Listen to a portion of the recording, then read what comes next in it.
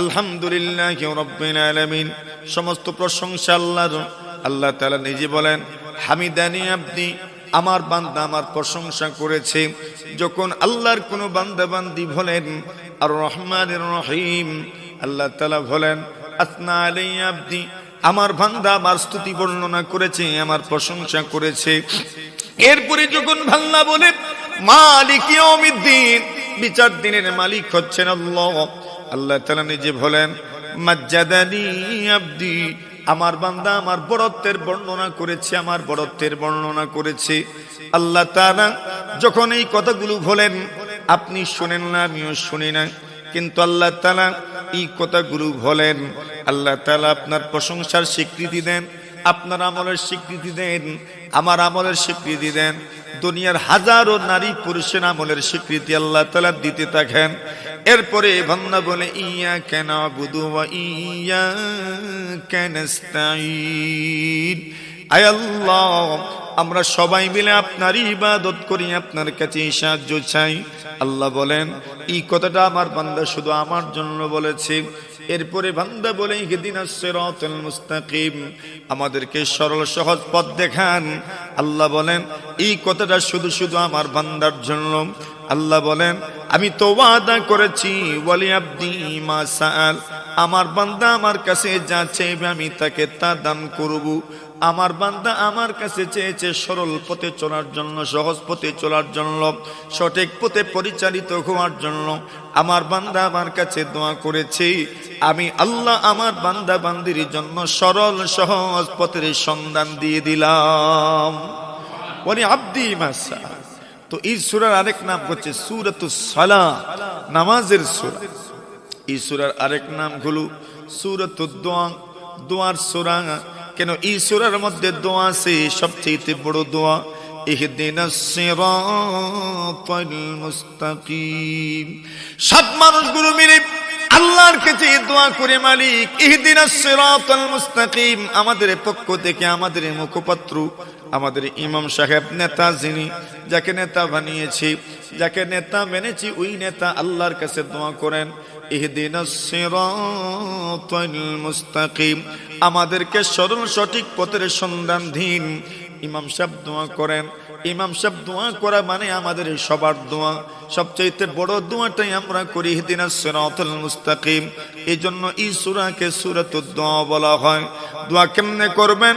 সূরাতু তালিমিল মাসআলা, দোয়া কেমনে করতে হয় দোয়া আমাদেরকে শেখানো হয়েছে। শুধু শুধু কারোর সামনে গিয়ে ঝটপট আপনার পাওনার কথা বললেই হবে না। কিছু পাবেন, কিছু পেতে চান, সাথে সাথে দাবি তুললে হয় না। আগে কিন্তু দাবি তুলার আগে ওই লোকটাকে কনভিন্স করতে হয় আপনি তার প্রতি মুগ্ধতা আছে, এই বিষয়টা প্রকাশ করবেন। আপনি শুধু তাকেই পছন্দ করেন, আপনি শুধু তার কাছেই চান, এই ব্যাপারটা ক্লিয়ার করতে হবে। ওনাকে বুঝতে হবে যে আপনি ওনার পাগল, আপনি ওনার গুণগ্রাহী। যদি এই কথাটা বুঝাইতে পারেন তবে যা চাইবেন তা অর্জন করা সহজ হয়ে যাবে। এজন্য বান্দা প্রথমেই কিছু চায় নাই, প্রথমে বলছে আলহামদুলিল্লাহি রাব্বিল আলামিন। যা বুঝেন আল্লাহ সমস্ত প্রশংসা আল্লাহ তাআলার। এইভাবে বলতে বলতে বলতে বলতে সর্বশেষ বলছে ইয়াকা না'বুদু ওয়া ইয়াকা নাস্তাঈন, আপনার কাছে সাহায্য চাই, আপনারই ইবাদত করি, আপনার কাছে সাহায্য চাই। এত কিছুর পরে এবার বান্দা যখন তার মূল মাকসাদটা তুলে ধরেছে ইহদিনাস সিরাতাল মুস্তাকিম, আল্লাহ বলেন রে বান্দা এই পর্যন্ত তুমি যা বলেছো এর মাধ্যমে আমার প্রতি তোমার মুগ্ধতা প্রকাশ পেয়েছে, আমার প্রতি তোমার দুর্বলতা প্রকাশ পেয়েছে, আমার প্রতি তোমার হৃদ্যতা প্রকাশ পেয়েছে, আমার প্রতি তোমার শ্রদ্ধা প্রকাশ পেয়েছে, আমার প্রতি তোমার যে দুর্বলতা তার সবকিছু প্রকাশ পেয়েছে। এই জন্য আমি আল্লাহ ওয়াদা করলাম তুমি যা চেয়েছো আমি আল্লাহ তোমার জন্য তা বরাদ্দ করে দিলাম। দোয়া কেমনে করতে হয় এটাও শেখানো হয়েছে এই সূরায়। আল্লাহ তাআলা এই সূরা আমাদেরকে দিয়েছেন নাম তো অনেক, একটা নাম আরেকটা নাম পেলাম সূরাতুত তালিমিল মাসআলা, আরেকটা নাম হচ্ছে সূরাতুল ওয়াফিয়া, মানে পরিপূর্ণ সূরা। কোন মানুষের জন্য একটা সূরাই যথেষ্ট। কেউ কেউ বলছেন এই সূরার একটা নাম আছে সূরাতুশ শিফা, শিফার সূরা। এই সূরার মাধ্যমে মানুষ সুস্থ হয়ে যায়। এই কথা তো আপনারা জানলেনই। আল্লাহ রাসূল সাল্লাল্লাহু আলাইহি ওয়াসাল্লামের সাহাবী দোয়া করেছেন সূরাতুল ফাতিহা পড়ে মুখের থুথু মুখের লোহা যাকে সাপ কামড় দিয়েছে যেখানে কামড় দিয়েছে ওই জায়গাতে লাগায় দিয়েছেন, সাথে সাথেই আল্লাহর বান্দা সুস্থ হয়ে গেছে। এর মাধ্যমে প্রমাণ হয় যে এই সূরার মধ্যে শিফাও আছে। এজন্য প্রায় মানুষই সূরাতুল ফাতিহা পড়েই কিন্তু ঝাড়ফুঁক করেন। কেন? এর মধ্যে আল্লাহ তাআলা অন্যরকম একটা সুস্থতা আরোগ্যের একটা ক্যাপাসিটি আল্লাহ তাআলা এর মধ্যে দান করেছেন। একাধিক নাম এটা প্রমাণ করে এই সূরার মর্যাদা বেশি, এই সূরার গুরুত্ব নেই। কোরআনে মাজিদের সর্বপ্রথম সূরা সূরাতুল ফাতিহা তিলাওয়াত করেছি, পাঠ করেছি। আমরা আমাদের এই সময়ের ভিতরে সূরাতুল ফাতিহা থেকেই কিছু আলোচনা করব ইনশাআল্লাহ। কোরআনে মাজিদের 114টি সূরার মধ্য থেকে সর্বপ্রথম সূরা হচ্ছে সূরাতুল ফাতিহা, এবং এই 114 খানা সূরার মধ্যে সবচেয়ে মর্যাদামণ্ডিত মহিমান্বিত সূরা হচ্ছে সূরাতুল ফাতিহা। সবচেয়ে ফজিলতপূর্ণ সূরা। জনাবে রাসূল আকরাম সাল্লাল্লাহু আলাইহি ওয়াসাল্লাম একদিন বসে আছেন, হযরত জিবরিল আমিন আলাইহিস সালাতু ওয়াস সালাম নবীজির কাছে আসলেন। এমন সময় নবীজি মাথার উপরে কি যেন একটা আওয়াজ শুনতে পেলেন। আওয়াজ শোনা মাত্রই নবীজি উপরের দিকে মাথা উঠালেন। অতঃপর সাহাবায়ে কেরামদেরকে বললেন, একটু আগে আমি যে আওয়াজ শুনেছি সেই আওয়াজ হচ্ছে আসমানের একটা দরজা খোলার আওয়াজ। এমন এক দরজা খোলার আওয়াজ, যেই দরজা ইতিপূর্বে আর খোলা হয় নাই, সর্বপ্রথম খোলা হয়েছে।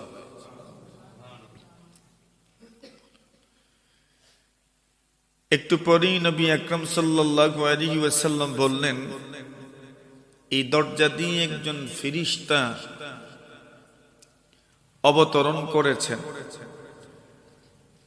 যে ফেরেশতা ইতিপূর্বে আর কোনোদিন অবতরণ করেননি। এই প্রথম এই ফেরেশতা এই দরজা দিয়ে অবতরণ করেছে।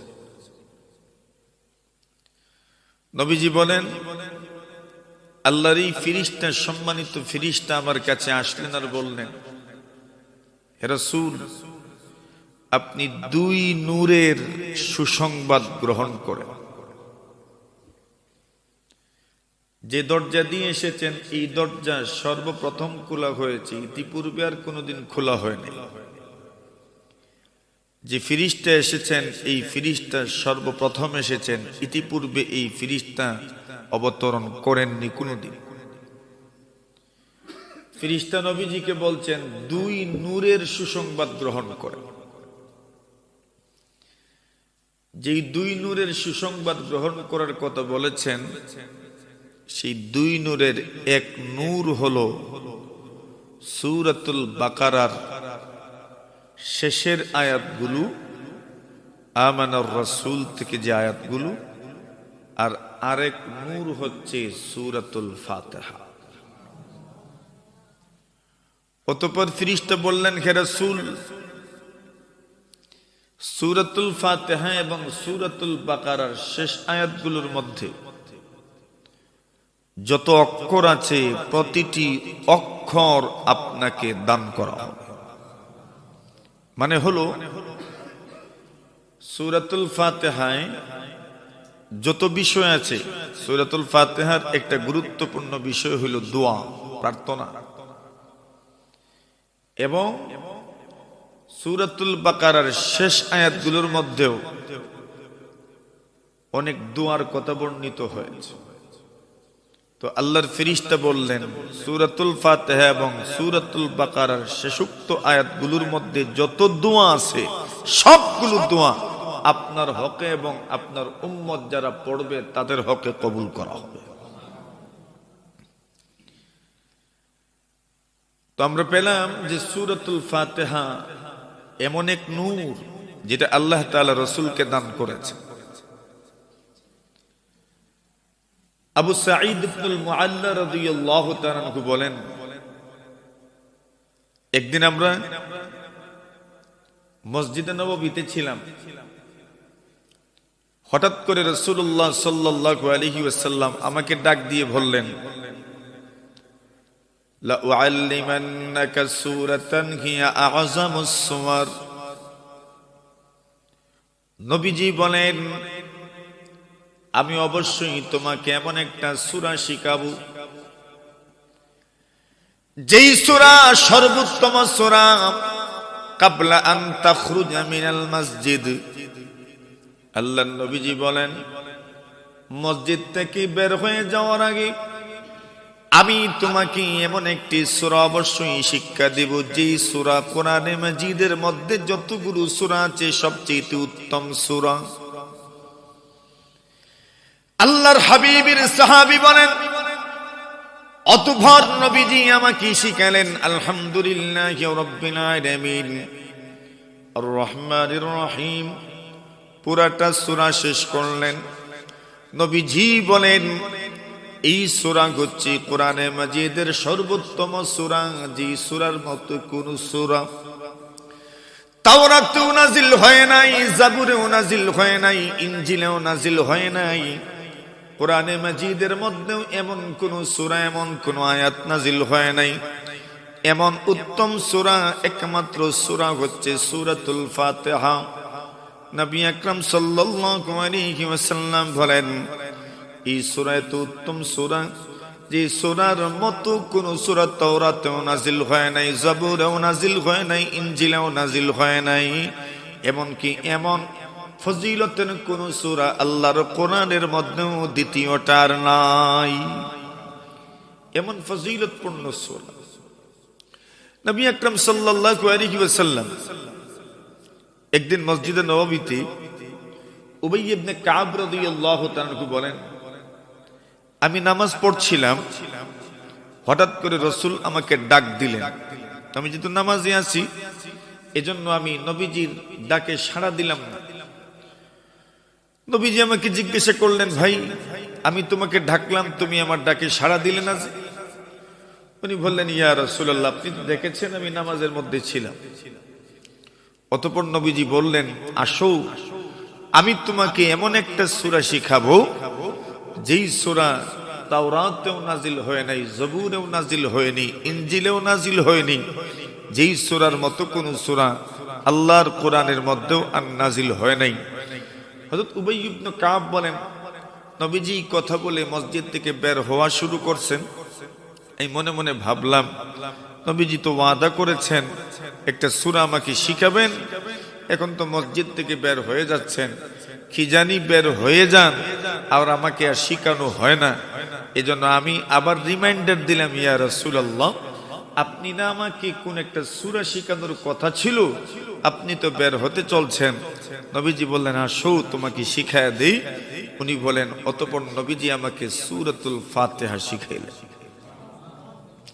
মানে এত উত্তম একটা সূরা সূরাতুল ফাতিহা।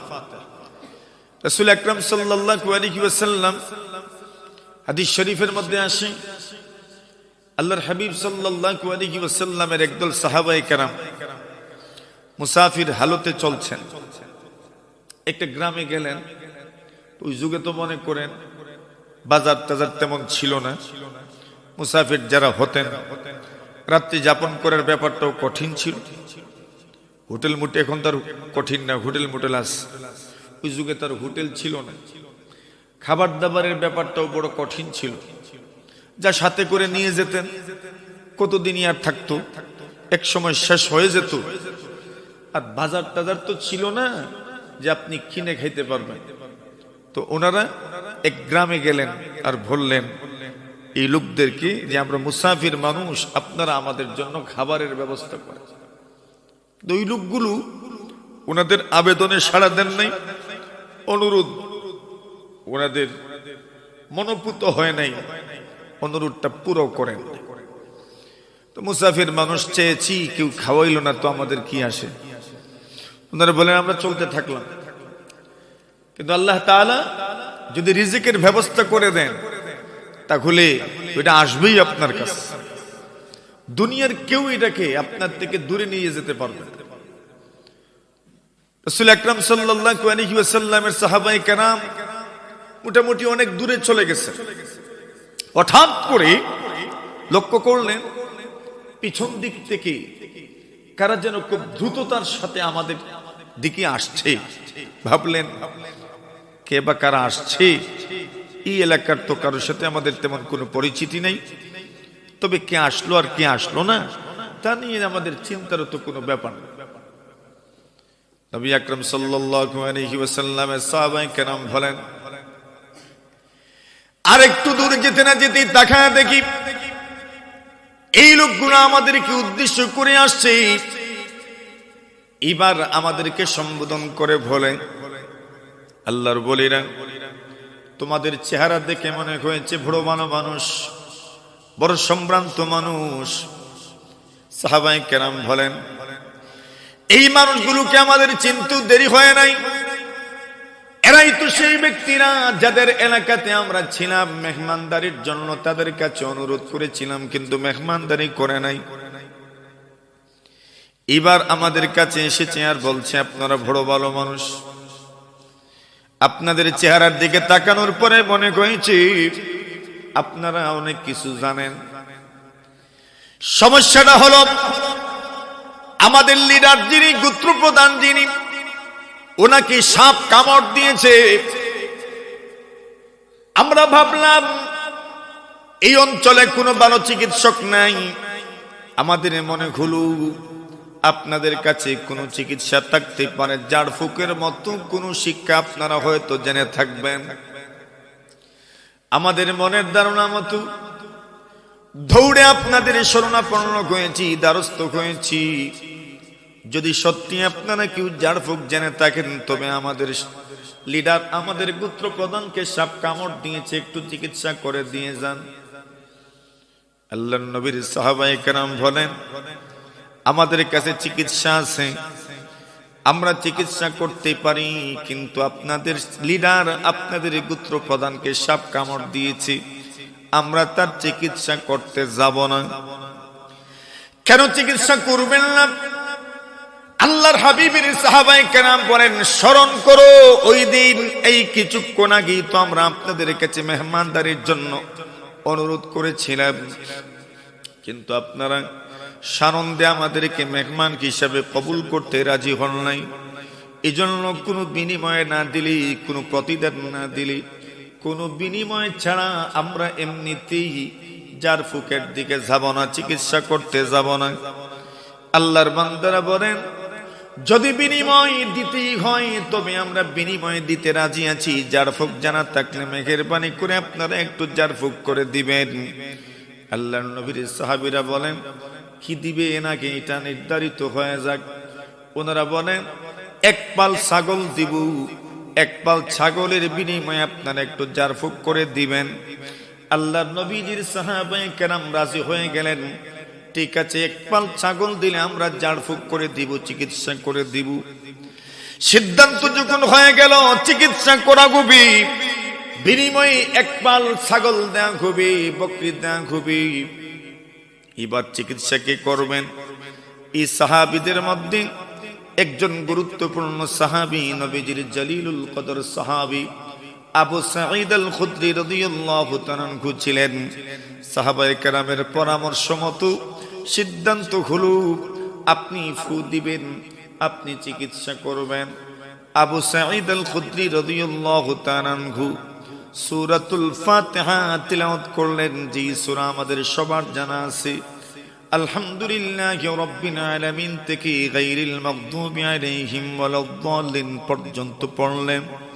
হাদিস শরীফের মধ্যে আসে, ওয়া জামাল বুসাকা ফিহি।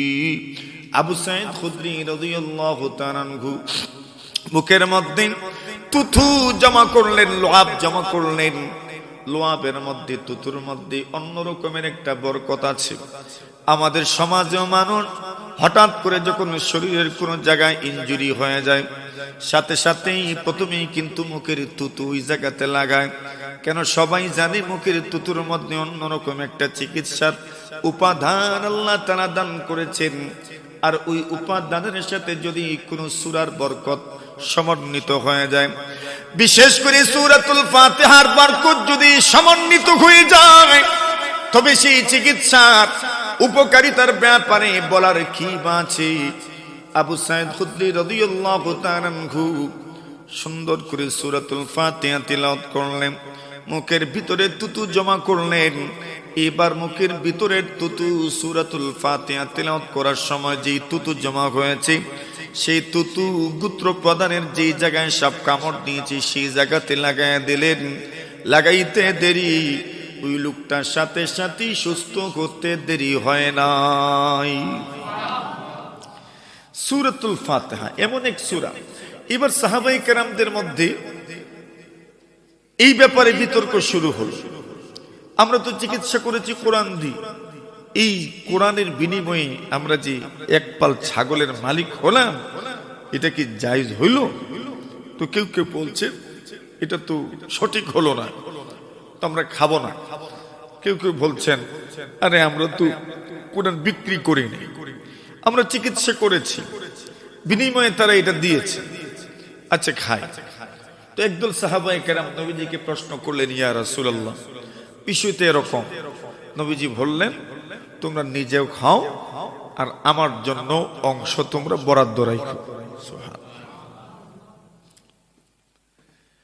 তো সূরাতুল ফাতিহা এমন একটা সূরা, যে সূরার মধ্যে আল্লাহ পাক চিকিৎসার মতো উপাদান রেখেছেন।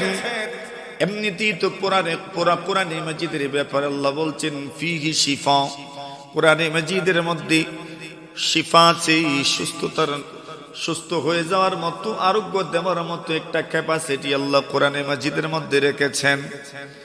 আমাদের ভারতবর্ষে একজন আলিম ছিলেন, যিনি বদরপুরের পীর সাহেব নামে পরিচিত ছিলেন। উনার বাড়িতে সাপ কাটা মানুষের লাইন লেগে থাকত, উনি চিকিৎসা করতেন, আর লোকজন ভালো হয়ে যেত। তো একটা সময় ওনার মুরিদান যারা, উলামায়ে কেরাম যারা, সকলেই প্রশ্ন করলেন যে হুজুর আপনি কি এমন চিকিৎসা করেন যে সাপ ধ্বংসন করেছে, সাপ কেটেছে, এমন মানুষ আপনার কাছে আসে আর এরা সুস্থ হয়ে যায়, এমন কোন চিকিৎসাটা আপনি করেন? উনি মরণের আগে বলে গেছেন আমি তো সূরাতুল ফাতিহা পড়েই ফু দেই, আর তো কিছু পড়ি না। ওই যে নবীজির হাদিসের উপর পূর্ণ ইয়াকিন ও বিশ্বাস নিয়ে উনি আমল করতেন। তো সূরাতুল ফাতিহা এটা একটা চিকিৎসা। কোরআনে মাজিদের মধ্যে একমাত্র সূরাতুল ফাতিহাই এমন একটা সূরা, যেই সূরার নাম এত বেশি, অন্য কোন সূরার এত নাম নেই। অধিক নাম সূরার মর্যাদার বহিঃপ্রকাশ ঘটে। নাম যত বেশি হয় তত তার মর্যাদা বেশি প্রকাশ পায়। হাফিজ জালালউদ্দিন সুয়ুতী রাহিমাহুল্লাহ তাআলা তো বলেছেন সূরাতুল ফাতিহার প্রায় 500টা নাম আছে। 500 নাম সূরাতুল ফাতিহা। তোর মধ্যে উল্লেখযোগ্য কতগুলো নাম আছে, সেই উল্লেখযোগ্য নামগুলোর মধ্যে একটা নাম হচ্ছে ফাতিহাতুল কিতাব। কোরআনে মাজিদের মুখবন্ধ, ভূমিকা, সূচনা। হযরত ইমাম বুখারী রাহিমাহুল্লাহ তাআলা সূরাতুল ফাতিহাকে ফাতিহাতুল কিতাব কেন বলে, উম্মুল কিতাব কেন বলে, এর কারণ হিসেবে উল্লেখ করেছেন যেহেতু কোরআনে মাজিদ যখন একত্রিত করা হয়, সংকলন করা হয়, জমা করা হয়, কোরআনে মাজিদ ছিল বিভিন্ন স্থানে বিক্ষিপ্ত ভাবে সাহাবায়ে কেরামের সিনার মধ্যে ছিল। কেউ পাথরের মধ্যে লিখে রেখেছেন, কেউ তো চামড়ার মধ্যে লিখে রেখেছেন। এইভাবেই কোরআনটা বিক্ষিপ্ত ভাবে ছিল। তো কোরআন একত্রিত করার প্রয়োজন পড়লো, যে কোরআনকে একত্রিত করা দরকার, একটা বিন্যাস আসার দরকার। তো কোরআনের এই বিন্যাসটা যেটা আমাদের সামনে আছে, যে তারতিবে যে বিন্যাসে আমাদের সামনে আছে, আল্লাহ রাসূলের সাহাবী আবু বকর সিদ্দিক রাদিয়াল্লাহু তাআলা আনহু, উনি এই তরতিবে কোরআনে মাজিদ আমাদের সামনে পেশ করেছেন। নবীজিও এই তরতিবটাই সাহাবায়ে কেরামদেরকে বলে গেছেন। আর সাহাবায়ে কেরামের যুগে, বিশেষ করে আবু বকর সিদ্দিকের যুগে, এই বিন্যাসে আমাদের কাছে কোরআন একটা ভাইন্ডিংয়ের ভিতরে চলে আসলো। তো কোরআনে মাজিদের সংকলন কাজ শুরু হয়েছে সূরাতুল ফাতিহার মাধ্যমে। কোন সূরার মাধ্যমে? সূরাতুল ফাতিহার মাধ্যমে। আর ফাতিহা শব্দের অর্থ হচ্ছে আপনার খুলনেওয়ালা, যেটা খুলে, যেহেতু কোরআনে মাজিদ শুরুই হয়েছে সূরাতুল ফাতিহার মাধ্যমে, এজন্য সূরাতুল ফাতিহাকে সূরাতুল ফাতিহা বলা হয়, ফাতিহাতুল কিতাব বলা হয়, উম্মুল কিতাব বলা হয়। পুরা কোরআনে মাজিদের শান নির্যাস আল্লাহ তাআলা সূরাতুল ফাতিহার মধ্যে নাজিল করে দিয়েছেন। মানে কোরআনের একটা ভূমিকা। এই জন্য দেখবেন কাকতালীয় ভাবে নয়, বরং এটা খুব সচেতনতার সাথে দেখবেন কোরআনে মাজিদের ভূমিকা হিসাবে সূরাতুল ফাতিহা কোন পারার অন্তর্ভুক্ত না, কোন পারার অন্তর্ভুক্ত না। প্রথম পারা শুরু হয়েছে আলিফ লাম মিম দিয়ে।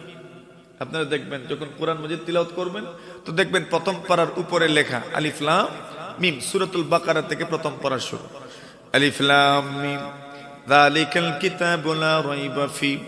শেষ নম্বর পারা আম্মা পারা, আম্মা ইয়াতাসাআলুন। সূরাতুন নাবার প্রথম শব্দ আম্মা ইয়াতাসাআলুন, আম্মা শব্দ দিয়ে শুরু হয়েছে।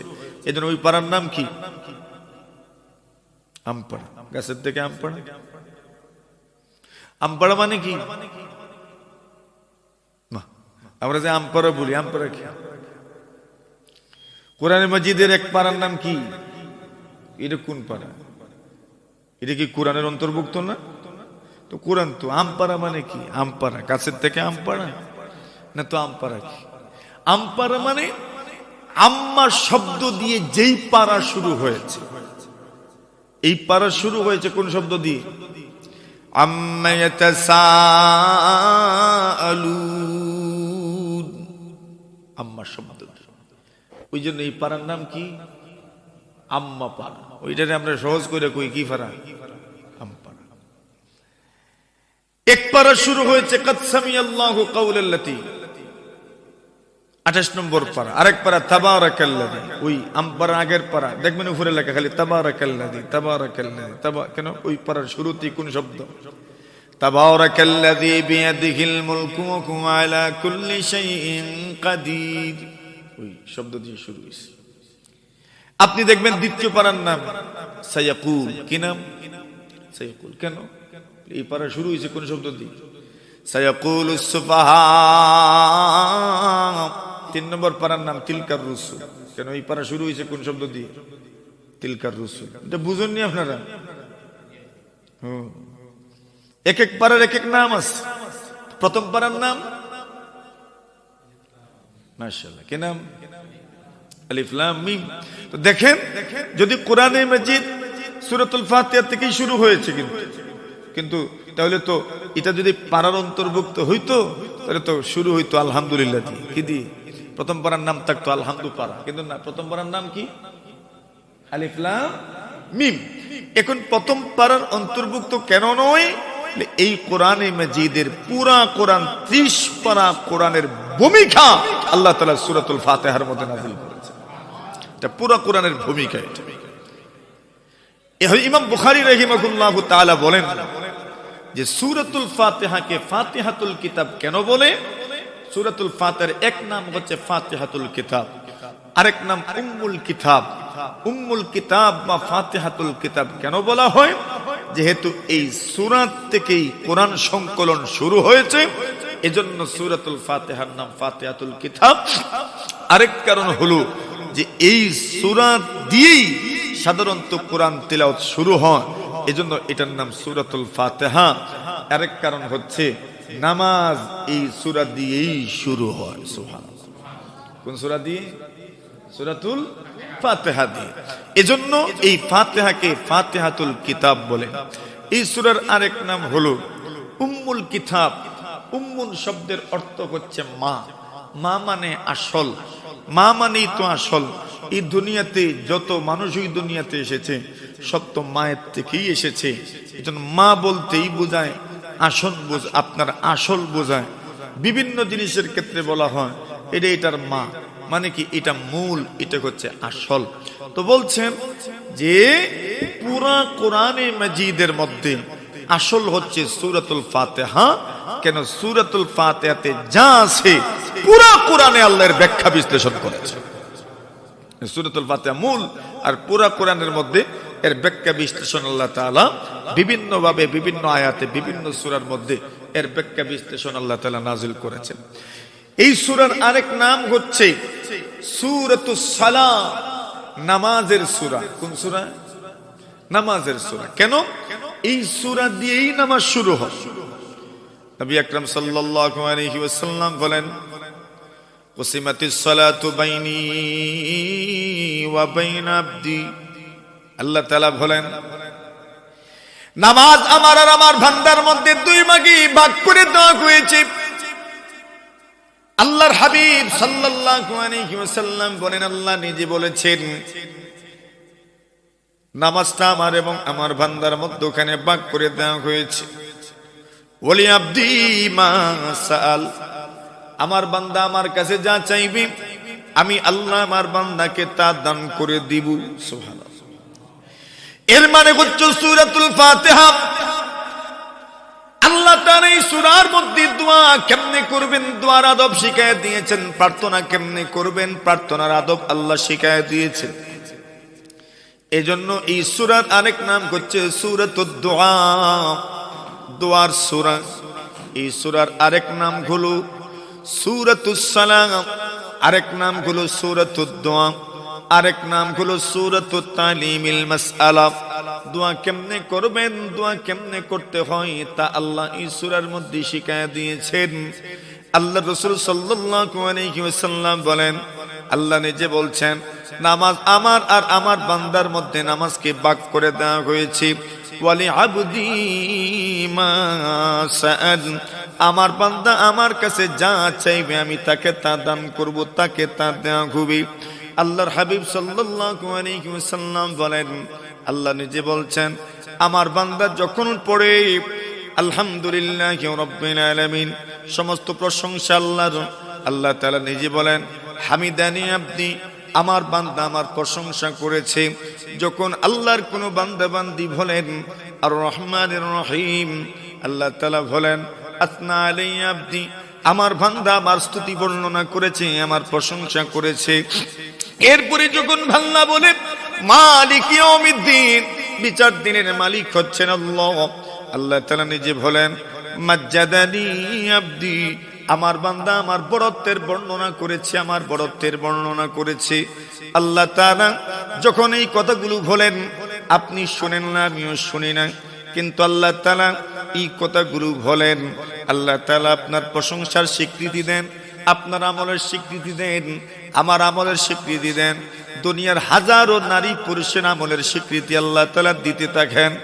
এরপরে বান্দা বলে ইয়াকা নাবুদু ওয়া ইয়াকা নাস্তাঈন, আয় আল্লাহ আমরা সবাই মিলে আপনার ইবাদত করি, আপনার কাছে সাহায্য চাই। আল্লাহ বলেন এই কথাটা আমার বান্দা শুধু আমার জন্য বলেছে। এরপরে বান্দা বলে ইহদিনাস সিরাতাল মুস্তাকিম, আমাদেরকে সরল সহজ পথ দেখান।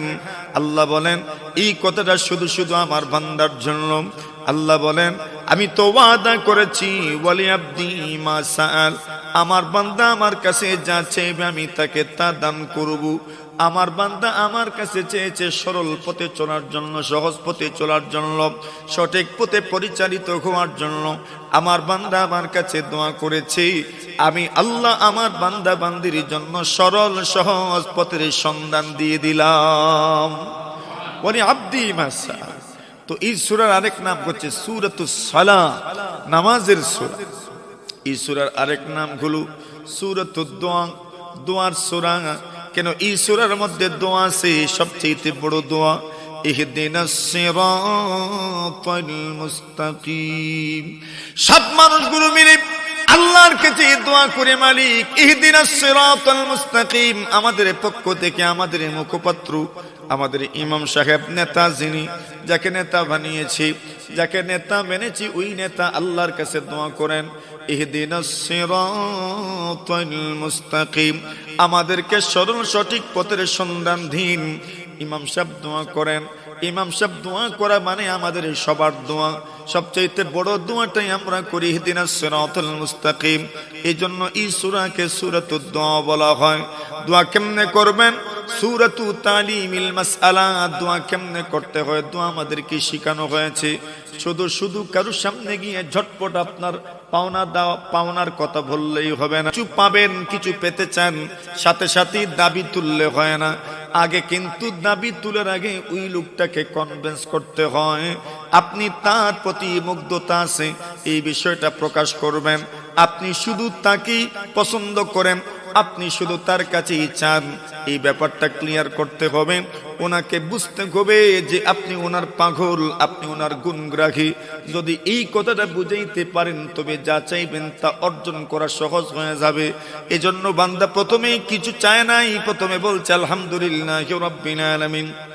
যা বুঝেন আল্লাহ সমস্ত প্রশংসা আল্লাহ তাআলার।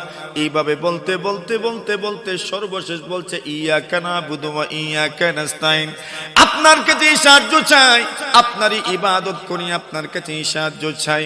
এত কিছুর পরে এবার বান্দা যখন তার মূল মাকসাদটা তুলে ধরেছে, ইহদিনাস সিরাতাল মুস্তাকিম, আল্লাহ বলেন রে বান্দা, এই পর্যন্ত তুমি যা বলেছো এর মাধ্যমে আমার প্রতি তোমার মুগ্ধতা প্রকাশ পেয়েছে, আমার প্রতি তোমার দুর্বলতা প্রকাশ পেয়েছে, আমার প্রতি তোমার হৃদ্যতা প্রকাশ পেয়েছে, আমার প্রতি তোমার শ্রদ্ধা প্রকাশ পেয়েছে, আমার প্রতি তোমার যে দুর্বলতা তার সবকিছু প্রকাশ পেয়েছে। এই জন্য আমি আল্লাহ ওয়াদা করলাম, তুমি যা চেয়েছো আমি আল্লাহ তোমার জন্য তা বরাদ্দ করে দিলাম। দোয়া কেমনে করতে হয় এটাও শেখানো হয়েছে এই সূরায়। আল্লাহ তাআলা এই সূরা আমাদেরকে দিয়েছেন, নাম তো অনেক, একটা নাম আরেকটা নাম পেলাম সূরাতুত তালিমিল মাসআলা, আরেকটা নাম হচ্ছে সূরাতুল ওয়াফিয়া, মানে পরিপূর্ণ সূরা। কোন মানুষের জন্য একটা সূরাই যথেষ্ট। কেউ কেউ বলছেন এই সূরার একটা নাম আছে সূরাতুশ শিফা, শিফার সূরা। এই সূরার মাধ্যমে মানুষ সুস্থ হয়ে যায়। এই কথাটা আপনারা জানলেন। আল্লাহ রাসূল সাল্লাল্লাহু আলাইহি ওয়াসাল্লামের সাহাবী দোয়া করেছেন সূরাতুল ফাতিহা পড়ে, মুখের থুথু, মুখের লোহা, যাকে সাপ কামড় দিয়েছে, যেখানে কামড় দিয়েছে ওই জায়গাতে লাগায় রাখ দিয়েছেন, সাথে সাথেই আল্লাহর বান্দা সুস্থ হয়ে গেছে। এর মাধ্যমে প্রমাণ হয় যে এই সূরার মধ্যে শিফাও আছে। এজন্য প্রায় মানুষই সূরাতুল ফাতিহা পড়েই কিন্তু জারফুক করেন।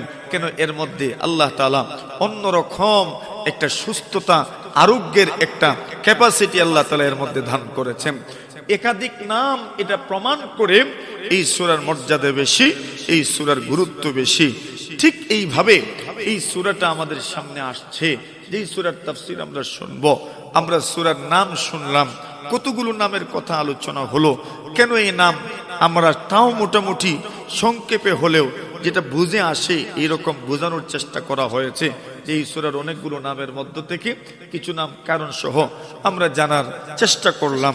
আসেন এই সূরাটা কখন নাজিল হলো, কিভাবে নাজিল হলো, এই কথাটাও বোঝার দরকার। রাসূল আকরাম সাল্লাল্লাহু আলাইহি ওয়াসাল্লাম মক্কায় থাকাকালীন সময়ে এই সূরাটা মক্কি জিন্দেগিতে নাজিল হয়েছে। মক্কায় থাকাকালীন সময়ে আল্লাহ তাআলা এই সূরা নাজিল করেছেন। বলা হয় যে কোরআনে মাজিদের মধ্যে সর্বপ্রথম পরিপূর্ণ সূরা নাজিল হয়েছে সূরাতুল ফাতিহা। কথাটা বুঝছেন আপনারা? কোরআনে মাজিদের মধ্যে পরিপূর্ণ একটা সূরা হিসাবে সর্বপ্রথম কোন সূরা নাজিল হয়েছে?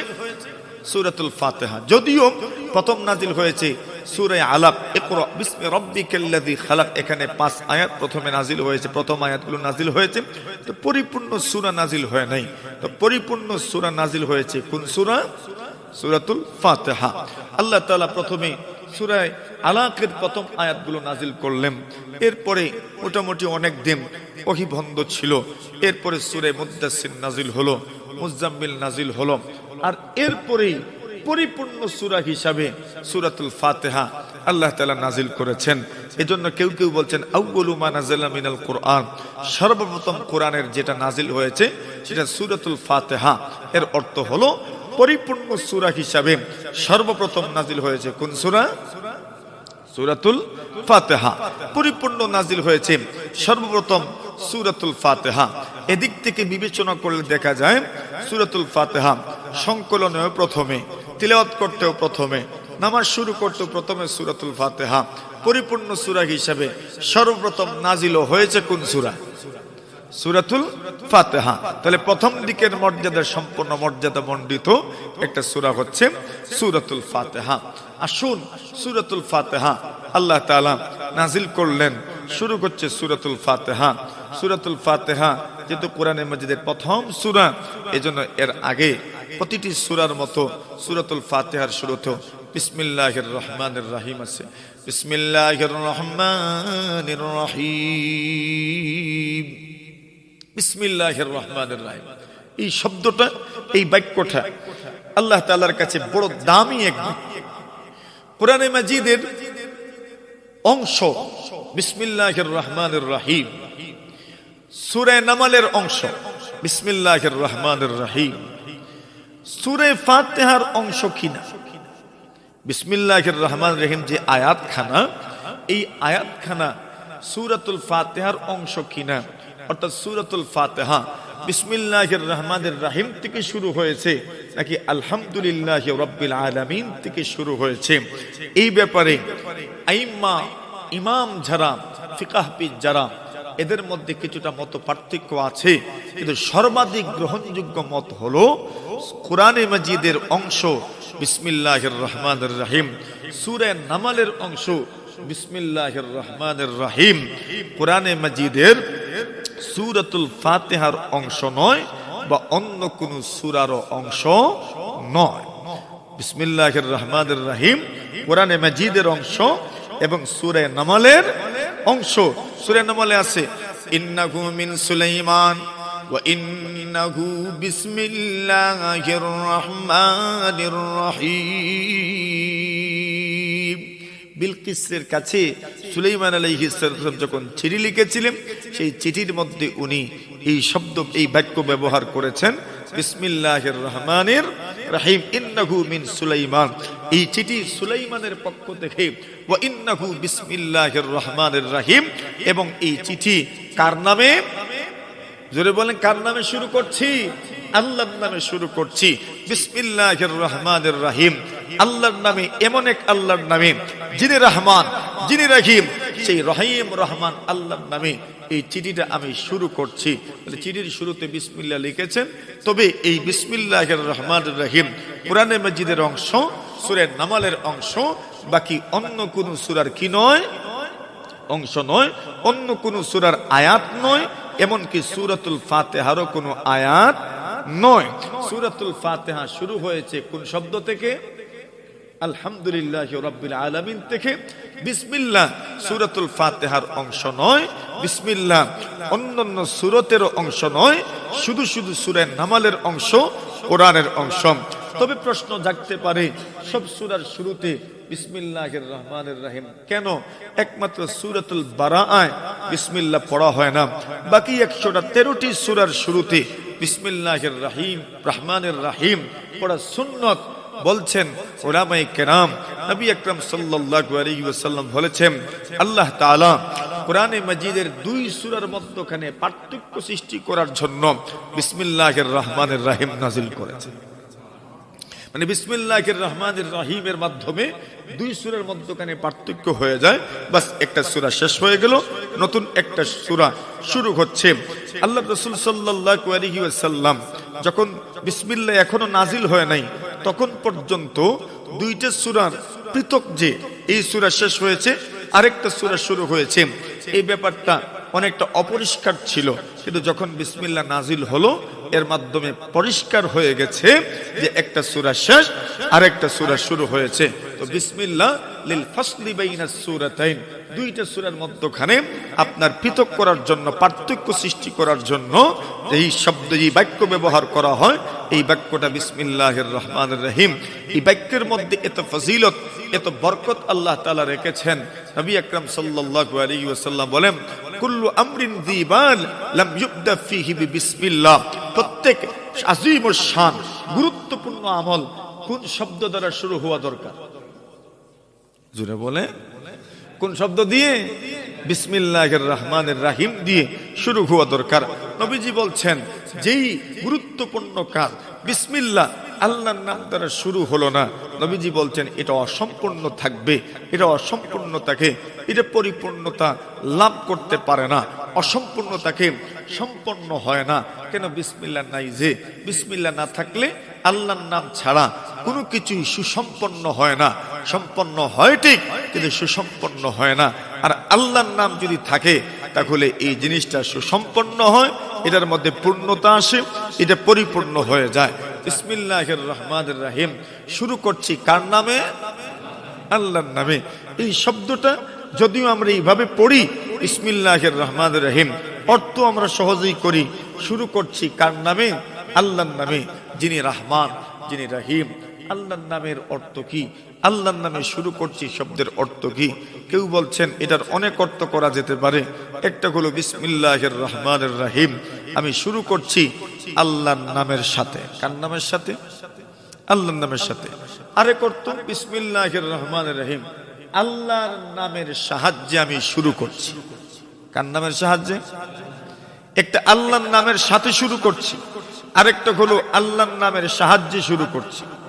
আরেক অর্থ কেউ করেন যে আল্লাহর নামের বরকতে শুরু করছি। কার নামের বরকতে? বিসমিল্লাহির রহমানির রহিমের অর্থ কয়টা? তিনটে। এক অর্থ হলো আল্লাহর নামের সাথে শুরু করছি, আর আরেক অর্থ হলো আল্লাহর নামের সাহায্যে শুরু করছি, আর আরেক অর্থ হলো আল্লাহর নামের বরকতে শুরু করছি। বুঝার দরকার আল্লাহর নামের মধ্যে বরকত আসেনি? আছে। এই বরকত বোঝানোর জন্য ছোট্ট একটা ঘটনা শুনে, খুব বড় ঘটনা না, ছোট্ট একটা ঘটনা। উমর ইবনে মাদি কারিব রাদিয়াল্লাহু তাআলা আনহু, খলিফাতুল মুসলিমিন, আমিরুল মুমিনিন হযরত ওমর ইবনুল খাত্তাব রাদিয়াল্লাহু তাআলা আনহু, ওনাদের সাথে উনিও বসা। এই সময় বিভিন্ন বিষয়ে আলোচনা হচ্ছে যে কোরআনে মাজিদের মধ্যে বরকতপূর্ণ বড় শক্তিশালী আয়াত, বরকতপূর্ণ আয়াত কোনগুলো, এই ব্যাপারে অনেক কথাবার্তা চলছে। এমন সময় উমর ইবনে মাদি কারিব রাদিয়াল্লাহু তাআলা, উমর রাদিয়াল্লাহু তাআলাকে সম্বোধন করে বললেন, ইয়া আমিরুল মুমিনিন, আমিরুল মুমিনিন ওমর, আপনারা মনে হয় বিসমিল্লাহির রহমানির রহিমের শক্তিটার ব্যাপারে আপনাদের জানা নেই। বিসমিল্লাহির রহমানির রহিমের মধ্যে কি পরিমাণ শক্তি আছে মনে হয় জানা নাই। এই বিষয়টা আপনারা ভুলে গেছেন, এই বিষয়টাকে আপনারা বেমালুম ভুলে গেছেন, এই বিষয়টা আপনাদের জানা নাই। তবে শুনেন, বিসমিল্লাহির রহমানির রহিমের মধ্যে কি পরিমাণ শক্তি আছে একটা ঘটনা শোনাইতে পারি আমি। আল্লাহর নবীর সাহাবী ওমর বলেন, হ্যাঁ শোনাও।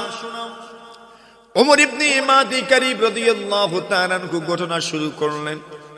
উনি বলেন, জাহিলিয়াতের জামানায়, যে সময় আমরা মুসলমান ছিলাম না, ইমানদার ছিলাম না, সেই সময় আমি একটা উন্নত মানের ঘোড়ার উপর সওয়ার হয়ে আরোহিত অবস্থায় কিছু ডাকাতি করার জন্য, ছিনতাই করার জন্য আমি রওনা হলাম।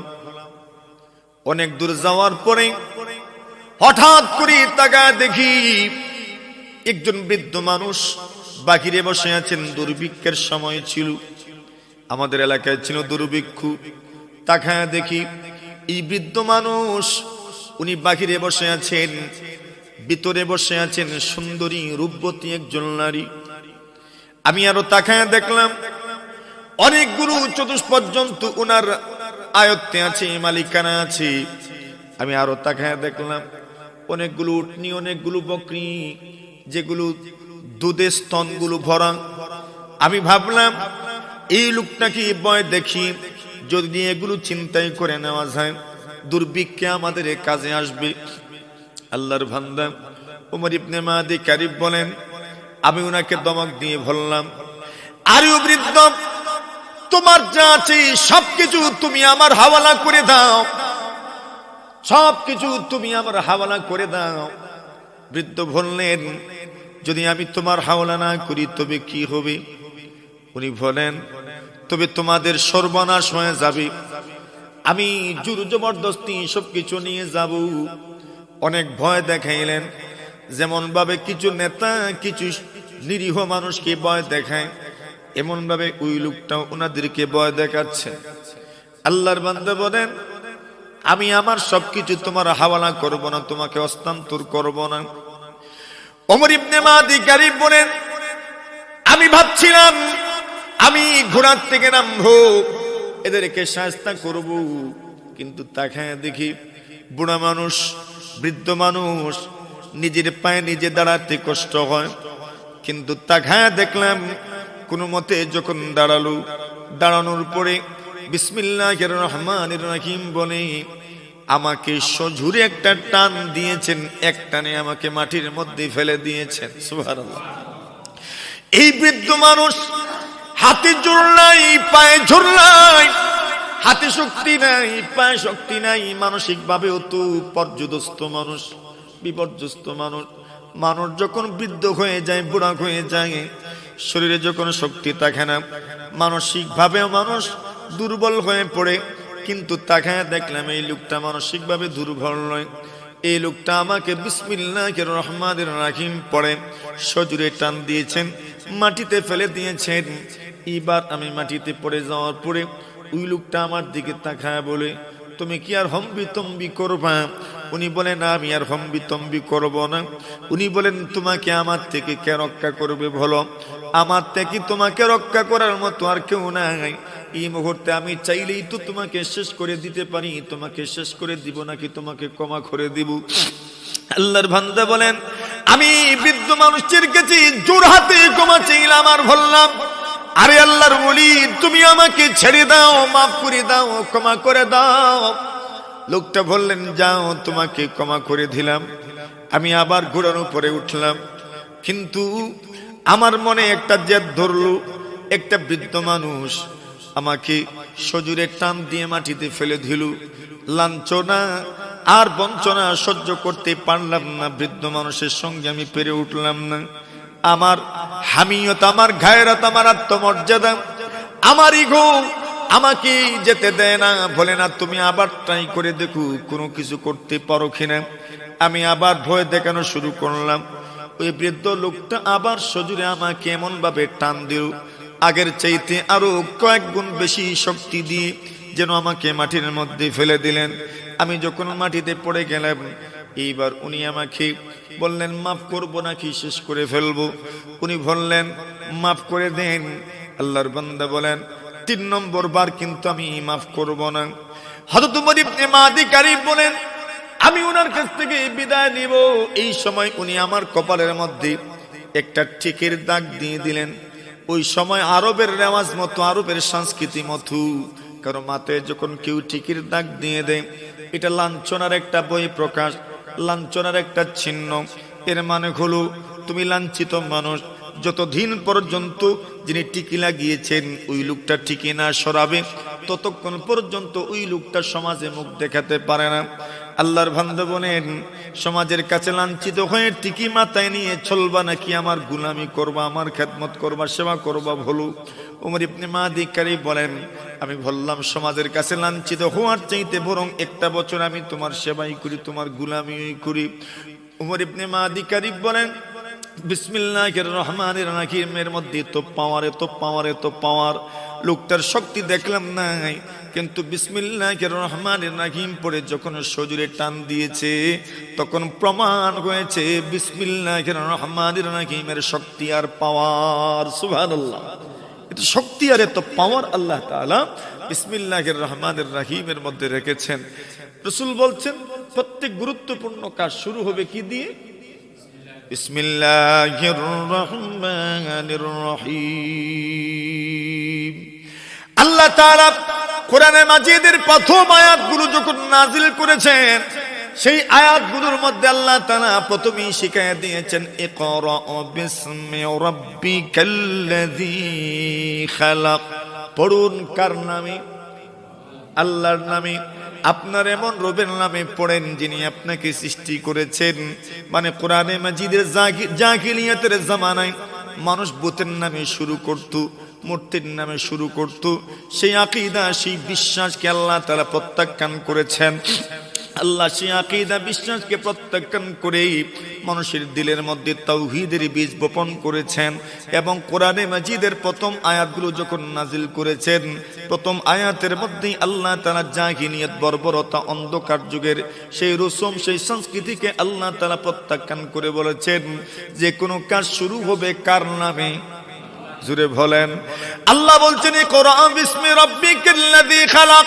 সর্বপ্রথম আয়াতের মধ্যে আল্লাহ পাক শিক্ষা দিয়েছেন, জানা দিয়েছেন শুরু করবেন কার নামে? আল্লাহর নামে। ইকরা বিসমি রাব্বিকাল্লাযী খালাক, পড়ুন আপনার রবের নামে। আল্লাহ তাআলা কোরআনে মাজিদের প্রথম আয়াতের মধ্যে যা শিক্ষা দিয়েছেন, শুরু হবে আল্লাহর নামে, পড়ুন আল্লাহর নামে। কোন বর্বর যুগের মানুষের মতো কোন মূর্তির নামে, কোন ভূতের নামে, কোন মানুষের নামে হবে না, শুরু হবে একমাত্র কার নামে? আল্লাহর নামে। আল্লাহ তাআলা সেই প্রথম যে শিক্ষা দিয়েছিলেন সেই শিক্ষাটা বাস্তবায়ন করছেন। বিসমিল্লাহির রহমানির রহিম, শুরু কার নামে? আল্লাহর নামে। এই জন্য হাদিস শরীফের মধ্যে আসে, অনেক আমলের ক্ষেত্রে বলা হয়েছে যদি বিসমিল্লাহ না পড়া হয় ওই আমলই যেন হয় না।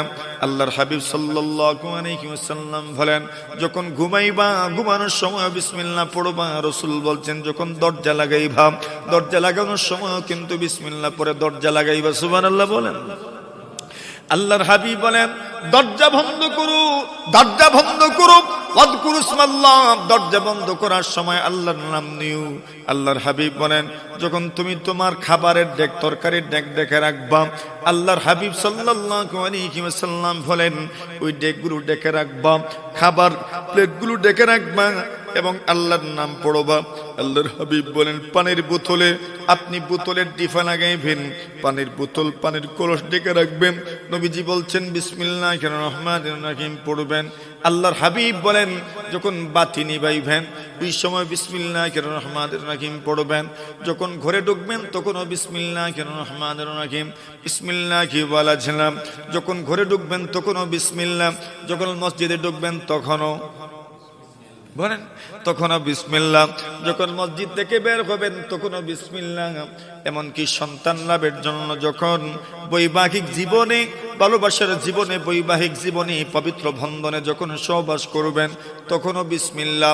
আল্লাহর হাবিব সাল্লাল্লাহু আলাইহি ওয়াসাল্লাম বলেন যখন সহবাসের সময় কেউ বিসমিল্লাহ পড়বে, নবীজি বলেন আল্লাহ পাক তাকে এমন সন্তান দিবেন যে সন্তানের মাধ্যমে ওই বাবা মা কোনোদিন ক্ষতিগ্রস্ত হবেন না। সুবহানাল্লাহ, কি সুন্দর দোয়া। ইমাম বুখারী বাব আনছেন, ইমাম বুখারী বাব আনছেন, একটা অধ্যায়, একটা শিরোনাম আনছেন আত-তাসমিয়াতু ফি কুল্লি শাইইন ওয়া ইনদাল বিকা। ইমাম বুখারী বলেন সবকিছুর শুরুতে বিসমিল্লাহ, এমন কি সহবাসের সময় বিসমিল্লাহ পড়বে।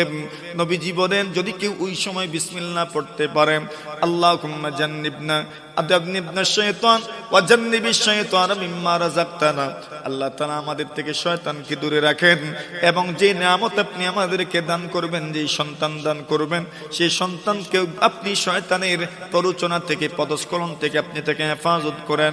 নবীজি বলেন এমন সন্তান আল্লাহ দান করবেন যে সন্তানের মাধ্যমে মা বাবা কোনোদিন ক্ষতিগ্রস্ত হবেন না। সুবহানাল্লাহ। সেখানেও বিসমিল্লাহ, খাবার শুরুতেও বিসমিল্লাহ, বিসমিল্লাহি ওয়া আলা বারাকাতিল্লাহ, খাবার শুরুতেও কিন্তু বিসমিল্লাহ। আল্লাহর নামটা এই সমস্ত ইবাদতের ক্ষেত্রে আপনি এই নামগুলো স্মরণ করবেন, আল্লাহর নামে খাইবেন, আল্লাহর নামে ইবাদত করবেন, আল্লাহর নামে শুরু করবেন, সবকিছুতেই আল্লাহর নাম। নবী আকরাম সাল্লাল্লাহু আলাইহি ওয়াসাল্লাম বলেন উজুর শুরুতেও কিন্তু আল্লাহর নাম। নবীজি বলছেন লা উযুআ লিমান লাম ইয়াযকুর ইসমাল্লাহি আলাইহি, কোন ব্যক্তি যদি উজুর শুরুতে বিসমিল্লাহ পড়ে না, নবী বলছেন তার জন্য উজুই হয় নাই, তার জন্য কি হয় নাই। এর মানে গুলো উজুর শুরুতেও বিসমিল্লাহ পড়বেন, মানে গুলো উজু হবে অসম্পূর্ণ হবে, পরিপূর্ণ হবে না, পরিপূর্ণ হবে না। আপনি যদি উজুর শুরুতে বিসমিল্লাহ পড়েন না, নবী আকরাম সাল্লাল্লাহু আলাইহি ওয়াসাল্লাম বলছেন পড়ার জন্য এত সহজ শব্দ কেন আপনি ভুলে যাবেন, এত সহজ শব্দ কেন আপনি ভুলে যাবেন। আল্লাহর হাবিব সাল্লাল্লাহু আলাইহি ওয়াসাল্লাম বলছেন বিসমিল্লাহ পড়ো। কেউ যদি উজুর শুরুতে বিসমিল্লাহ পড়তে পারেন, তবে উজু যখন পড়বেন উজুর মাধ্যমে আপনার পুরা শরীরের গুনাহ আল্লাহ মাফ করে দিবেন। কেন উজুর শুরুতে আপনি বিসমিল্লাহ পড়েছেন, আর যদি বিসমিল্লাহ পড়েন না তবে উজু হবে, এবং উজুতে যত অঙ্গ প্রত্যঙ্গ আপনি ধৌত করবেন সেই অঙ্গ প্রত্যঙ্গের গুনাহ মাফ হবে। আর যদি উজুর শুরুতে আপনি বিসমিল্লাহ পড়েন তবে যে অঙ্গ প্রত্যঙ্গগুলো আপনি উজুরতে ধৌত করেন নাই সেই অঙ্গগুলোর গুনাহ আল্লাহ তাআলা মাফ করে দিবেন। তো বিসমিল্লাহির রহমানির রহিম শুরু করলাম আল্লাহর নামে, আল্লাহর নামের সাহায্য নিয়ে শুরু করছি, আল্লাহর নামের সাহায্য নিয়ে শুরু করছি, আল্লাহ তাআলার নামের বরকতে শুরু করছি। বিসমিল্লাহির রহমানির রহিম আলহামদুলিল্লাহি রাব্বিল আলামিন। সমস্ত প্রশংসা কার? সমস্ত প্রশংসা আল্লাহ তাআলার। শুরু করছি আল্লাহর নামে, শুরু করছি আল্লাহর নামের সাহায্যে, শুরু করছি আল্লাহর নামের বরকতে। সমস্ত প্রশংসা কার? আলহামদুলিল্লাহি রাব্বিল আলামিন। সমস্ত প্রশংসা আল্লাহ তাআলার। কুরআন আল্লাহর পরিচয় আল্লাহ নিজে দিচ্ছেন, রাব্বিল আলামিন, যিনি সারা বিশ্বের, সারা জগতের প্রতিপালক, সারা জগতের মালিক যিনি, সারা জগতের প্রতিপালক যিনি, সেই মহান আল্লাহ তাআলার জন্য সমস্ত প্রশংসা। সুবহানাল্লাহ। সমস্ত প্রশংসা কার জন্য? আল্লাহর জন্য। কোন প্রশংসা? এই প্রশংসার মধ্যে ভালোবাসা আছে। প্রশংসার মধ্যে কি আছে? ভালোবাসা আছে, শ্রদ্ধা আছে। কিছু প্রশংসা তো আছে এমনিতেই মানুষ করে, আছে না? আরে দুনিয়ার কত মানুষের প্রশংসা মানুষ করে এমনিতে করে, ভুল হয় আর কি, ফাম দেয় যে কয় মানুষ। এটা কি প্রশংসা? এটার নাম প্রশংসা? এটা না মানুষের সহজে করে ফাম দেওয়া। কিন্তু এটাও তো প্রশংসার শব্দ দিয়ে তো করে, যেটা নাই এটাও বলে। কিন্তু না, আলহামদুলিল্লাহি রাব্বিল আলামিন। সমস্ত প্রশংসা কার জন্য? আল্লাহর জন্য। কোন প্রশংসা? আস-সানাউল কামিল, পরিপূর্ণ প্রশংসা। এই প্রশংসার মধ্যে আছে ভালোবাসা, এই প্রশংসার মধ্যে আছে শ্রদ্ধা, এই প্রশংসার মধ্যে আছে আন্তরিকতা, এই প্রশংসার মধ্যে আছে প্রেম। সুবহানাল্লাহ বলেন। ওই প্রশংসা কার জন্য?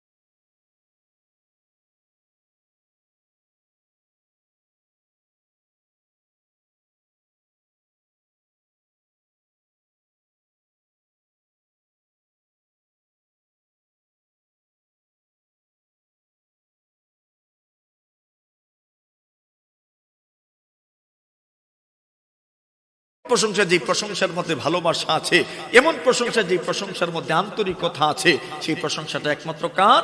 আল্লাহ তাআলার। এখন প্রশ্ন থাকতে পারে, আল্লাহ নিজে নিজের প্রশংসা করছেন? না না, আল্লাহ তাআলা প্রশংসা করতে হয় কিভাবে তা আল্লাহ আমাদেরকে শিখাচ্ছেন। সুবহানাল্লাহ। প্রশংসা করবেন কিভাবে? প্রশংসা এইভাবে করবেন, আলহামদুলিল্লাহি রাব্বিল আলামিন। সমস্ত প্রশংসা কার? আল্লাহ তাআলার। সমস্ত প্রশংসা আল্লাহ তাআলার। এখানে দেখেন এমন একটা বাক্য ব্যবহার করা হয়েছে, সমস্ত প্রশংসা আল্লাহ তাআলার। এখানে আরো বিভিন্ন ভাবে এটাকে উপস্থাপন করার সুযোগ ছিল। মনে করেন আমি আপনার প্রশংসা করছি, এটার সুযোগ ছিল না? মানে এরকম বলার একটা সুযোগ ছিল, আমি আপনার প্রশংসা করছি, অথবা আমি আপনার প্রশংসা করেছি, অথবা আমি আপনার প্রশংসা করব। একটা অতীত, একটা বর্তমান, একটা ভবিষ্যৎ। আমি আপনার প্রশংসা করেছি তো অতীত, আমি আপনার প্রশংসা করছি বর্তমান, আমি আপনার প্রশংসা করব, এটা হচ্ছে ভবিষ্যৎ। তো যদি বলতাম আমি আহমদুল্লাহ, আল্লাহর প্রশংসা করছি, তো বর্তমান, এর মানে অতীতে প্রশংসা করলাম কিনা এই কথা ক্লিয়ার হইল না। ভবিষ্যতে প্রশংসা করব কিনা এই ব্যাপারটাও ক্লিয়ার হইল না। অথবা যদি বলতাম ভবিষ্যতে আপনার প্রশংসা করব, তো অতীতে করলাম কিনা, বর্তমানে করছি কিনা এটা প্রমাণ হইল না। তো এইভাবে যদি বলতাম হামিদুল্লাহ, আমি আল্লাহর প্রশংসা করছি, করেছি, তাহলে অতীতে করেছি, বর্তমানে করছি কিনা, ভবিষ্যতে করব কিনা এই বিষয়টা পরিষ্কার হলো না। এই জন্য এমন একটা শব্দ আল্লাহ বলছেন তোমরা ব্যবহার করো, এই শব্দের মাধ্যমে প্রমাণ হবে অতীতেও সমস্ত প্রশংসা আল্লাহর, বর্তমানের সমস্ত প্রশংসা আল্লাহর, ভবিষ্যতের সমস্ত প্রশংসা কার? এজন্য আল্লাহ বলছেন আলহামদুলিল্লাহ, সমস্ত প্রশংসা কার? আল্লাহ। এখানে প্রশংসা করেছি, করছি, করব এরকম কোনো শব্দ নাই। শুধু অতীতকালে, শুধু বর্তমানকালে, শুধু ভবিষ্যৎকালে, না না, এমন কোনো শব্দ নাই। এমন একটা বাক্য যেই বাক্য দ্বারা প্রমাণ হয় সমস্ত প্রশংসা কার? আল্লাহ। এতে আমি প্রশংসা করি বা না করি, সমস্ত প্রশংসা কার? আল্লাহ।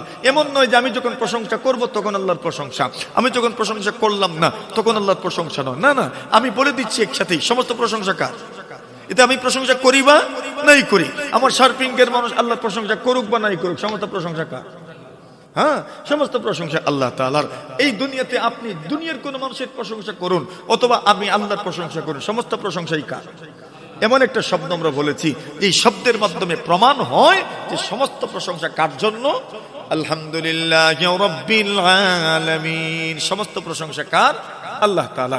তো শব্দের মাধ্যমে প্রমাণ হয় যে এমন একটা শব্দ আমরা বলছি, আল্লাহ আমাদেরকে শিখাচ্ছেন কি বলবো, যে সমস্ত প্রশংসা কার? আল্লাহ তাআলার। এই শব্দটা বলার মাধ্যমে আল্লাহ তাআলার জন্য সমস্ত প্রশংসার ব্যাপারটা পরিষ্কার হয়ে গেল। তো এই শব্দটাই ভ্যাস, আল্লাহ এটাই আমাদেরকে শিখাচ্ছেন। সমস্ত প্রশংসা কার ভাই? আল্লাহ তাআলা।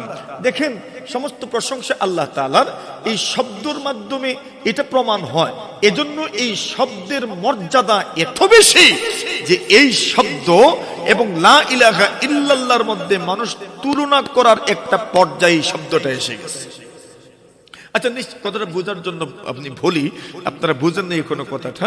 সর্বোত্তম শব্দ যদি আমাদেরকে কেউ জিজ্ঞাসা করে যে সবচেয়ে উত্তম বাক্য কোনটা, নির্দ্বিধায় আমরা বলবো লা ইলাহা, কোনো সন্দেহ নাই যে আল্লাহ ছাড়া কি নাই, কোনো মাবুদ নাই।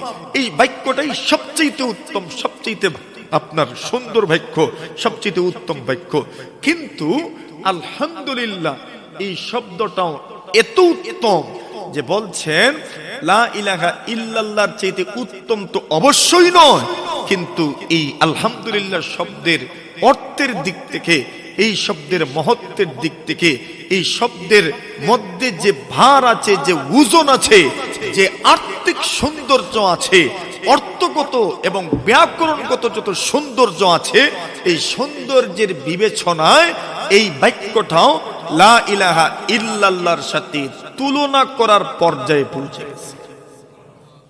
এখন বুঝেন এই শব্দের মধ্যে কি পরিমাণ ওজন আছে। আলহামদুলিল্লাহ এত উত্তম একটা বাক্য যে এই বাক্য উত্তম নাকি লা ইলাহা ইল্লাল্লাহ উত্তম, এটার মধ্যে তুলনা করার মতো একটা পর্যায়ে চলে গেছে। যদিও আমরা সবাই বিশ্বাস করি লা ইলাহা ইল্লাল্লাহর সমকক্ষ কোনো বাক্য হতে পারে না, কিন্তু আলহামদুলিল্লাহ শব্দ, নবীজিও এই শব্দটার গুরুত্ব তুলে ধরেছেন। নবীজি বলছেন আফদালু যিকরি লা ইলাহা ইল্লাল্লাহ, সর্বোত্তম জিকির হচ্ছে লা ইলাহা ইল্লাল্লাহ, ওয়া আফদালুদ দুআই আলহামদুলিল্লাহ, আর সর্বোত্তম দোয়া হচ্ছে আলহামদুলিল্লাহ। সর্বোত্তম দোয়া কি? নবীজি বলেন আফদালুদ যিকরি লা ইলাহা ইল্লাল্লাহ, সর্বোত্তম জিকির হচ্ছে লা ইলাহা ইল্লাল্লাহ, ওয়া আফদালুদ দুআই আলহামদুলিল্লাহ, এবং সর্বোত্তম দোয়া হচ্ছে আলহামদুলিল্লাহ। নবী আকরাম সাল্লাল্লাহু আলাইহি ওয়াসাল্লাম বলেন সুবহানাল্লাহ নিসফুল মিজান, এই পৃথিবীর মধ্যে কোন মানুষ যদি সুবহানাল্লাহ পড়ে নিতে পারেন, নবীজি বলছেন সুবহানাল্লাহ পড়ার কারণে তার নেকির পাল্লা অর্ধেকটা ভরে যায়। নবীজি বলছেন আলহামদুলিল্লাহি মিলউহু, আর কোন মানুষ যদি আলহামদুলিল্লাহ পড়ে নিতে পারেন, নবীজি বলছেন এক আলহামদুলিল্লাহ শব্দের মাধ্যমে তার পুরাটা নেকির পাল্লা আল্লাহ তাআলা ভরে দেন। আলহামদুলিল্লাহ শব্দের মধ্যে এত ওজন যে এই শব্দটা যদি কেউ পড়ে নিতে পারে দিল থেকে, আল্লাহ তাআলা পুরাটা নেকির পাল্লা ভরে দেন। সুবহানাল্লাহ। তো আমরা এই শব্দের মধ্যে থাকলাম যে আলহামদুলিল্লাহ শব্দের গুরুত্ব, যে আলহামদুলিল্লাহ এমন একটা শব্দ যে শব্দ মর্যাদার দিক থেকে এমন একটা পর্যায়ে পৌঁছে গেছে লা ইলাহা ইল্লাল্লাহর কাছাকাছি শব্দ। এজন্য নবীজি নিজেই বলছেন সর্বোত্তম জিকির হচ্ছে লা ইলাহা ইল্লাল্লাহ, আর সর্বোত্তম দোয়া হচ্ছে আলহামদুলিল্লাহ। আমরা শিখলাম আল্লাহর প্রশংসা কিভাবে করতে হয়। এখন আল্লাহর জন্য সমস্ত প্রশংসা, এই বাক্যটুকু আমরা জানলাম। আল্লাহর পরিচয় সামনে আসছে। উনি কে? বলে রব্বিল আলামিন। উনি হচ্ছেন বিশ্ব জগতের পালনকর্তা। জগৎ বলতে কি, এখানে কাকে বোঝানো হয়েছে? কতটা জগৎ এই দুনিয়াতে আছে সে বিষয় নিয়ে কিছু কথা হবে। এরপরে আল্লাহর পরের গুণ আলোচনা হবে আর রহমান আর রাহিম। রহমান বলতে কি, রাহিম বলতে কি, এরপরে আল্লাহর গুণ বর্ণনা হচ্ছে মালিক ইয়াউমিদ্দিন, বিচার দিনের মালিক। বিচার দিনের মালিক বলতে কি, এরপরে আল্লাহ বলছেন মানুষ আল্লাহর কাছে এইভাবে বলে ইয়াকা নাবুদু, আমরা আপনারই ইবাদত করি। আচ্ছা আমি একাই ইবাদত করলে আমরা ভুলি, আমি সকলে ইবাদত করলে তো আমরা বলি, একাই ইবাদত করলেও তো আমরা বলি আমরা আপনার ইবাদত করি। আচ্ছা আমি যখন একা একা ইবাদত করছি তো আমরা বলবো কেন, আমি না বলবো তো আমি না বলে আমরা কেন বলছি? আবু ইয়াকা নাস্তাইন, আপনার কাছেই আমরা সাহায্য চাই। সাহায্য কেনই বা আল্লাহর কাছে চাইবো? এই বিষয়গুলো ইনশাআল্লাহ ধারাবাহিক আমরা আলোচনায় নিয়ে আসবো। আল্লাহ তাআলা আমাদেরকে ধৈর্যের সাথে কথাগুলো বুঝার, অনুভব করার, উপলব্ধি করার তৌফিক দান করুন। সবাই বলে আমিন। তবে আপনারা এই যেভাবে মনে করেন অনেক পরে পরে আসেন, এইভাবে যদি আসেন তো আমরা তো দেরি করে আসবো। তফসির আপনারা আয়োজন করছেন, আপনাদের এলাকার তফসির, এলাকাবাসীর উদ্যোগে, শিরোনামা এলাকাবাসীর উদ্যোগে একটা তফসির মাহফিল। শারপিংয়ের মানুষ তো ওয়াজ ভক্ত মানুষ, ওয়াজ শুনে তফসির শুনে, তো এখানে খামখেয়ালি করার কোনো সুযোগ নেই। ইনশাআল্লাহ উলামায়ে কেরাম আসবেন, সহি শুদ্ধভাবে আল্লাহর ঘর মসজিদে বসে কোরআন নাজিলের মাসে কোরআনের সহি শুদ্ধ কথাগুলো আপনাদেরকে শোনাবেন। আমরা কিছু জানার সুযোগ হইল, মাদ্রাসায় পড়ার তরে ভাই আর সুযোগ নাই, ঠিক না? আমরা যে যাবো এমন কোনো সুযোগও তো আমাদের নাই। তো কমপক্ষে আল্লাহ তাআলার কোরআনের তাফসিরে যদি আমরা কিছুটা সময় বসতে পারি তো আল্লাহকে তো কিয়ামতের দিন দেখাই দিতে পারবো যে যুবকরা তাফসিরের আয়োজন করছে, কত বড় দিল নিয়ে তারা আয়োজন করছে, বড় আশা নিয়ে তারা আয়োজন করছে যে আমাদের এলাকার লোকজন আসবে, বসবে, মুরব্বীরা আসবেন, বসবেন। এখন কি মুরব্বীদের আসার দরকার না? তো দরকার কি শুধু মুখ দিয়ে কইলইব নাওয়া লাগবো? তো আগামীতে আমরা এক একজনকে নিয়ে আসব এবং খুব হাসি খুশির সাথে মিলেমিশে আন্তরিকতার সাথে আসার দরকার। দৈরা বাইন্দা কেউ লই আইছে ইটা যেন বোঝা যায় না। কোথা বুঝছেন নি কিতা কইছি? সেরাবাইদি চাইলে বোঝা যায় তো খুশি হয়ে আইছি। সেরাবাইদি চাইলে যদি বোঝা যায় বলে সে মনে দরিয়া লই আইছি, ইজাত সেরা লই আবার দরকার। কোথা বুঝছেন নি সাবকল? এখানে যারা আছেন মাশাআল্লাহ কত সুন্দরভাবে আসছেন, আপনারা বসছেন, আলহামদুলিল্লাহ।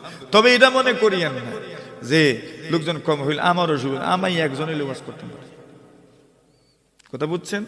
যা বলার একজনকেও বল, আমার কোনো অসুবিধা বলতে পারে। এই জন্য আমার ভাইয়েরা আয়োজন করছে, আমাদের মূল্যায়ন করা দরকার, কদর করা দরকার। এরা কত আন্তরিকতার সাথে টাকা পয়সা খরচ করে এরা আয়োজন করছে। এদের মনের একটা চাহিদা আছে না, মনের একটা খুশি তো আছে। আচ্ছা আমাদের মুরব্বীরা কি পরিমাণ মূল্যায়ন করলেন, আমাদের বড় ভাইরা আমাদেরকে কি পরিমাণ মূল্যায়ন করলেন, মাতুন না আপনারা? এটা তারা দেখতো নাই, মাতুন না? তো বাস আমাদের ভাইদেরকে সহযোগিতা করা দরকার, মনোবল বাড়ানোর দরকার, এদেরকে হিম্মত দেওয়ার দরকার। আল্লাহ তৌফিক দান করুন। আমি তো এমন নতুনও না, আমি তো আপনাদের এখানে আসছি। তো যদি এখন কম থাকেন আর আগামীতে ওয়াজে দাওয়াত দেন তো আইতামই না আমরা। কই মুজে এরা রমজান মাসে গেলাম আইলো না, বুঝছেন নি সাবকল? কষ্ট পাইছেন নি আপনারা? রমজানে তো তারাবি লম্বা, এই জন্য কষ্ট হয়, এটা বুঝি আমরা। কষ্ট যে হয় এটা বুঝি আমরা। অনেকের মন আছে আইতা, কিন্তু শরীরে কত মানতো, 1.5 ঘন্টা দাঁড়াইয়া থাকার পরে শরীরে মানেনি, আর সারাদিন রোজা রাখতে রাখতে। অনেক আছেন বাড়ির থেকে শুনে, আপনারা যারা আমার ভাইয়েরা আয়োজন করছে মনক্ষুণ্ণ হইয়েন না। অনেক আছে বাড়ির থেকে তারা শুনতেছে, শরীরে মানতেছে না, আসতে পারতেছে না। অনেক মহিলারাও বাড়ির থেকে শুনতেছে। আপনারা সফল আলহামদুলিল্লাহ। এই জন্য মনে কোনো কষ্ট নেওয়ার দরকার নাই। আমার ভাইয়েরা যারা আছে আমরা এভাবেই চলবো, কোনো কষ্ট হবে না আমাদের। আমাদের যারা আসতে পারেন না বাড়ির থেকে কান লাগায় শুনিয়ে নিন, ঠিক আছে? আর যারা আসতে পারবো আমরা সবাই আসার চেষ্টা করবো, আগামীতে আরো নিয়ে আসার চেষ্টা। আল্লাহ তৌফিক দান করুন, আমিন। ওয়া আখিরু দাওয়ানা আলহামদুলিল্লাহি রাব্বিল আলামিন।